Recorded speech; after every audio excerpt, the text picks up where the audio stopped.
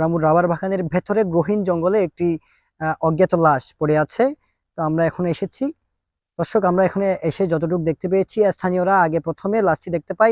দেখার পর তারা স্থানীয় রামু থানা পুলিশকে খবর দিলে তারা ঘটনাস্থলে এসে লাশটি গহীন জঙ্গল থেকে উদ্ধার করে তারা সুরত থানায় রিপোর্ট করে এবং তারা সুরত থানায় রিপোর্টের ময়নাতদন্তের জন্য তারা লাশটি কক্সবাজার সদর হাসপাতালে প্রেরণ করেন।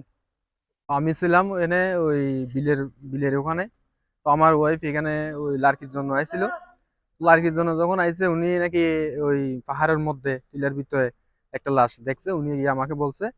তো আমি উনার কথা শোনার পরে কয়েকজনকে আমি সুপর্দ করলাম। এরপরে আবার আমার ভাই সাইফুল আছে, সাইফুলের কাছে যখন এই কথা আমি এরে বললাম তখন সাইফুল ভাই বললাম আমি, আচ্ছা তুমি দাঁড়াও আমি আসতেছি।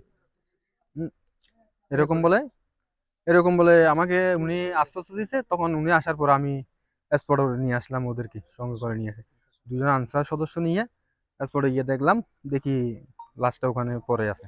আমসার সহকারে গেছি আমরা ওখানে। ওখানে স্পটে গিয়ে দেখার পরে তারপরে পুলিশ থানায় রামু থানায় যখন কল দিছে এরপরে পুলিশ আসে, তখন লাশটা নিয়ে গেছে। আমি ছিলাম ঈদগাঁওতে, আমি কর্মস্থলে ছিলাম।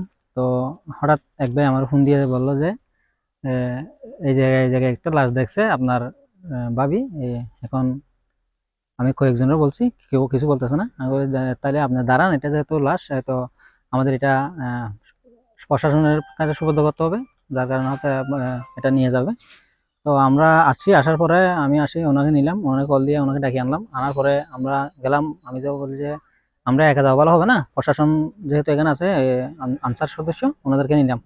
ওনাদের দুইজন নিয়ে আমরা সহ আসার পরে আমরা যাইতে যাইতে একটু জিরির ভিতরে গেলাম, পাহাড়ের ভিতরে, নিঝুম পাহাড়ের ভিতরে। জিরির ভিতরে দেখি যে পশ্চিম দিকে শোয়ানো, পশ্চিম দিকে কল্লা, আর পূর্ব দিকে হচ্ছে পা।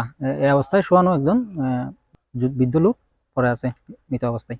আমি রামু থানা, আমি 5-1 ডিউটি চলাকালীন সময় গোপন সংবাদের ভিত্তিতে জানতে পারি যে আপনার রামু থানাধীন চা বাগানের কারখানার ভিতরে, জঙ্গল পাহাড়ের ভিতরে একটা লাশ, অজ্ঞাতনামা লাশ পড়ে আছে। তো আমরা এসে ঘটনাস্থলে এসে ওই অজ্ঞাতনামা লাশটা দুই পাহাড়ের মাঝখানে সরু পথ আছে, এই পথের ভিতরে আমরা পেয়েছি এবং ওই লাশ আমরা সুরতহাল রিপোর্ট করেছি। পরবর্তীতে প্রয়োজনীয় আইনগত ব্যবস্থা গ্রহণ করা হইবে। এটা হলো রামু থানাধীন জোয়ারিনালা 7 নং ওয়ার্ডস্থ চা বাগানের নির্জন পাহাড়ের ভিতরে। তদন্ত শেষে বলা যাবে, এখনো তো সংক্ষিপ্ত আকারে বলা যাচ্ছে না যে কি ঘটনা কি।